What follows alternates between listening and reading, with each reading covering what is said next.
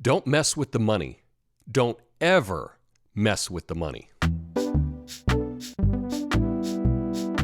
Hi, thanks for watching. Today, I want to give you an update and talk about Sarah Jeong from the New York Times and that she has been let go as of yesterday.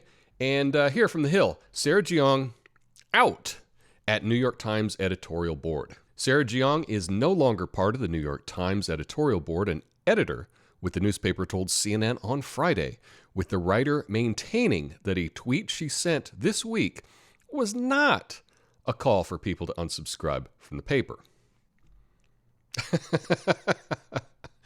It's just a coincidence, right?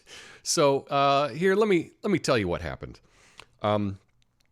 You may or may not know Sarah Jeong as a member of the editorial board of the New York Times. Now, most people don't know anybody on any editorial boards. The only reason that you may know about her is there was controversy when she was hired.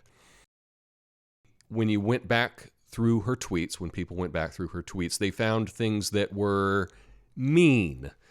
And there were a number of mean tweets. And because of that, people didn't think that she should be representing the paper, much less be on the editorial board. But I've always maintained that just because you say or tweet something mean doesn't mean that you're mean, just that you have done a mean tweet. Back to the Hill. Sarah decided to leave the editorial board in August. Deputy editor board member Kate Kingsbury told CNN on Friday, but we're glad to still have her journalism and insights around technology in our pages through her work as a contributor.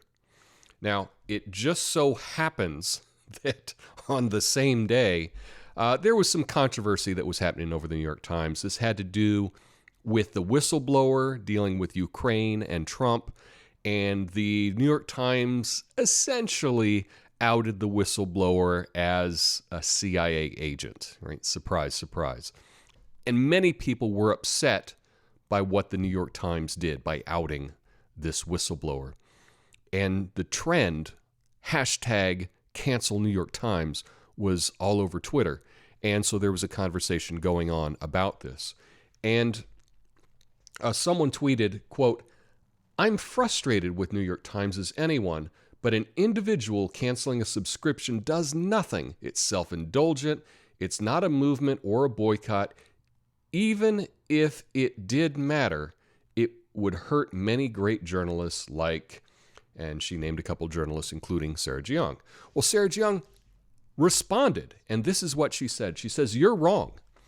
New York Times does pay attention to subscriber cancellations. It's one of the metrics for outrage that they take to distinguish between real outrage and superficial outrage. What subscribers say can back up dissenting views inside the paper about what it should do and be."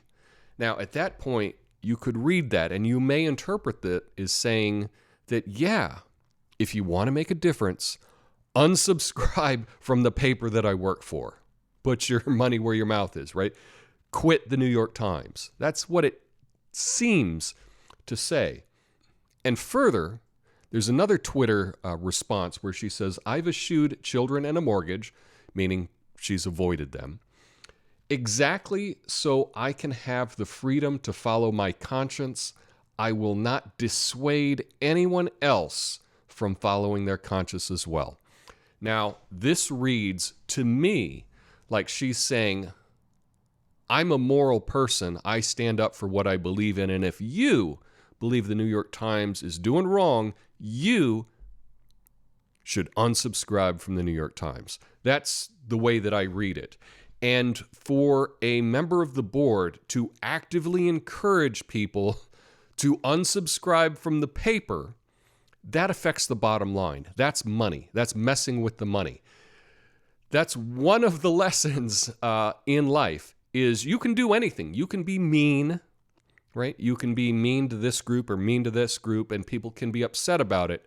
But it's when you mess with the money that it really makes a difference. And in this case, she messed with the bottom line of the New York Times. They let her go. Now, they're claiming that this was all prearranged in August. It just so happens that this is one big coincidence, because what we've learned is that, yeah, coincidences are totally normal and they happen all the time. And so perhaps this is a big coincidence. She encourages people to unsubscribe from the paper the day before she quits. Yeah, I believe that. But the thing is, we don't know what her motivation was. In fact, it seems, from my point of view, that this is a good move on Sarah's part. She's mainly known, the biggest news stories about her is her being mean, right? Having mean tweets. And this is a way that she can be virtuous and principled and having a conscience and standing up for what she believes in. And if this somehow can replace some of the reputation that she has of being mean, well, that's a good thing for her. Now, I can't read minds. I don't know why she did this. Perhaps if I ever run into her at happy hour here in Portland, I'll ask her. But chances are that's not going to happen. Let me know your thoughts in the comments. Peace.